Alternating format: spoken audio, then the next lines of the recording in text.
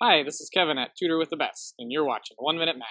An introduction to trigonometric functions. Let's start with a right triangle, and we'll call this bottom left angle theta. Across from angle theta, we call that the opposite side of the triangle, and we'll label it O.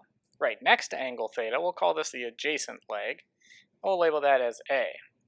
And the long side of the right triangle, across from the right angle, is the hypotenuse. We'll call that H. We can start defining our 6 trigonometric functions in terms of these sides. To start, we have sine of theta is equal to the opposite side divided by the hypotenuse.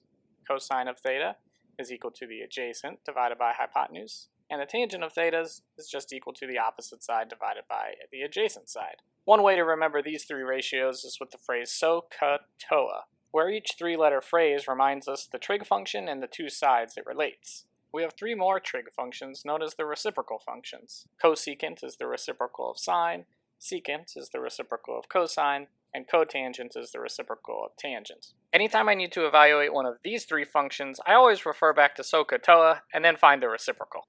If you'd like to see more videos like this, click subscribe, or check out the next video in the series by clicking below.